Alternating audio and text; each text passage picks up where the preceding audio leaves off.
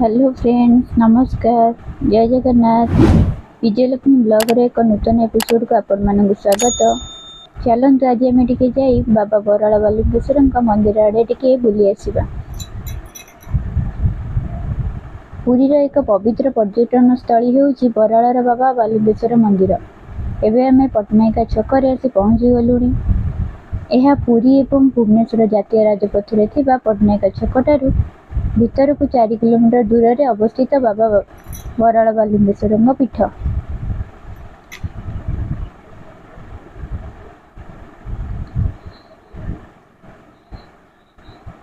यही मंदिरटी बराल बाबा बालुकेश्वर मंदिर भाव बेस जनाशुना अछि। यही मंदिरटी पुरीर अन्यतम शिव मंदिर मध्यलु एक प्रसिद्ध मंदिर अटे। आमे बे मंदिर पाखापाखि हो गलुणी। आमे बे बराल ग्राम को प्रवेश कलु। बालुकेश्वर शिव मंदिर पूर्व आड़ को मुहाई। आमे बे मंदिर सामने आसी पहुँची गलु।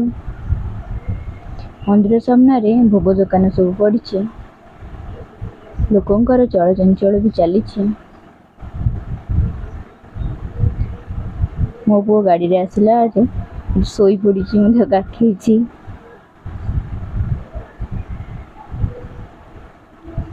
यही मंदिर रे 3टी द्वार अच्छी। मुख्य मंदिर भीतर कोठरी रे एक शिवलिंग स्थापन करा जायछि, जहाँ मंदिर मुख्य देवता अटंती। एठारे भगवान शिव को बालुकेश्वर नाम रे पूजा करा जाय थाए। विश्वास रही जे एठारे भगवान उपरे 108 गरा पानी ढालिले मनस्कामना पूर्ण होई थाए। एही मंदिरटी त्रेतया युगर मंदिर बोली विश्वास रही।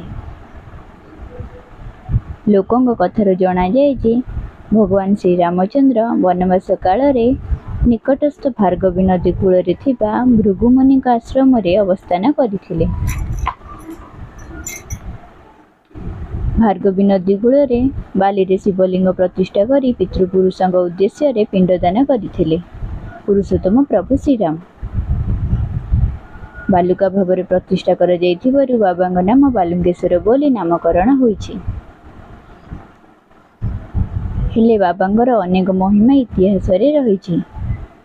इतिहास अनुसार 8गड़ राजांकर 2 झिया थिले, किंतु बाबांकर जणे सेवक राजांग सह साक्षात समय रे प्रतिश्रुति देइथिले जे परवर्ती संतान पुत्र हेबो, किंतु पुनर्बार कोल रे झिया हैला।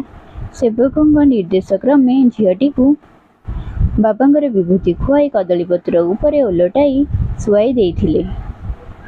तेबे बाबांकर महिमा फल रे किछि समय मध्यरे झियाटी पुअरे परिणत होई जाइथिले।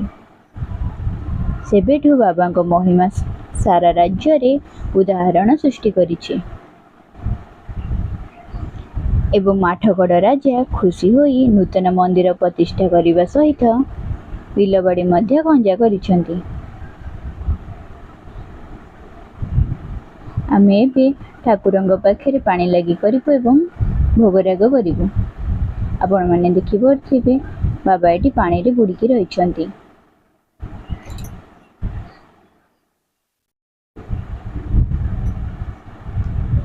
बाबांग मंदिर रे जागर, दशहरा, दोल पूर्णिमा और बारुणी स्नान बड़ पर्व रूपे पालन करा जाय थाए। किंतु बारुणी स्नान पर्व रे लक्ष लक्ष मानसिकधारी भक्त एकाठी होई भार्गवी नदी रे स्नान करंती।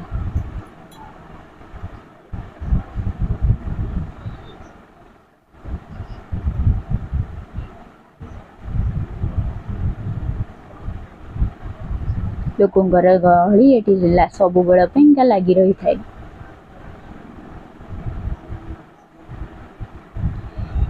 मंदिर चतुर्पार्श्व सबु छोट छोट मंदिर सब रही।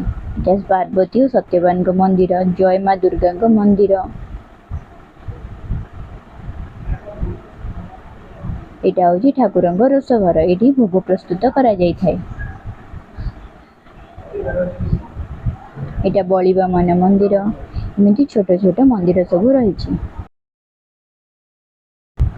ଏବେ ଚାଲନ୍ତୁ ଦେଖିବା ଠାକୁରଙ୍କର ଚଳନ୍ତି ପ୍ରତିମା। शेखर गौरी राधा कृष्ण पंचमुखी महादेव। जदि मो वीडियोटी आपण मानक भल लगी तेबे मो वीडियोटी को लाइक कमेंट एंड शेयर करंतु। प्लीज सब्सक्राइब करंतु।